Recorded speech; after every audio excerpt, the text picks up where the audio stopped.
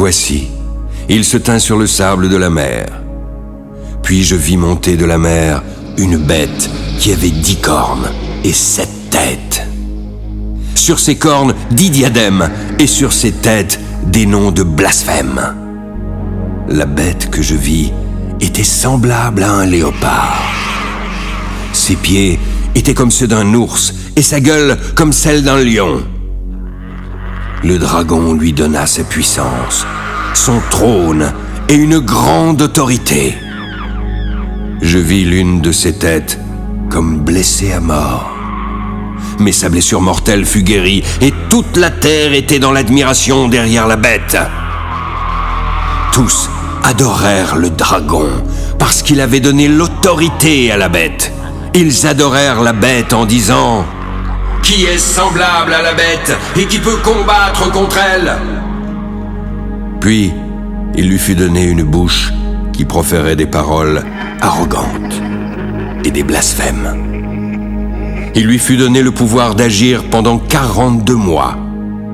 Elle ouvrit sa bouche pour proférer des blasphèmes contre Dieu. Pour blasphémer son nom, son tabernacle et ceux qui habitent dans le ciel. Il lui fut donné de faire la guerre aux saints et de les vaincre. Il lui fut donné autorité sur toute tribu, tout peuple, toute langue et toute nation, et tous ceux dont le nom n'a pas été écrit dès la fondation du monde dans le livre de vie de l'agneau qui a été immolé l'adoreront. Si quelqu'un a des oreilles, qu'il entende. Si quelqu'un mène en captivité, il ira en captivité.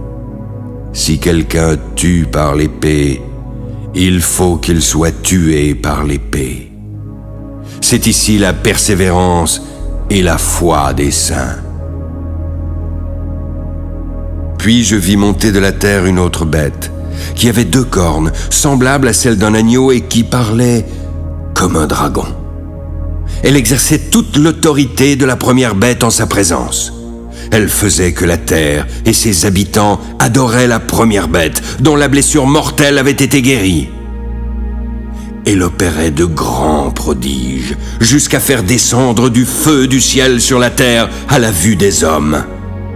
Elle séduisait les habitants de la terre par les prodiges qui lui étaient donnés d'opérer en présence de la bête, disant aux habitants de la terre de faire une image de la bête qui avait la blessure de l'épée et qui vivait.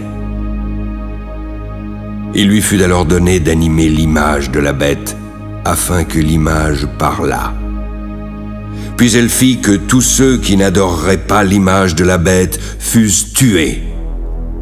Elle fit que tous, petits et grands, riches et pauvres, libres et esclaves, reçussent une marque sur leur main droite ou sur leur front, afin que personne ne pût acheter ni vendre sans avoir la marque, le nom de la bête ou le nombre de son nom.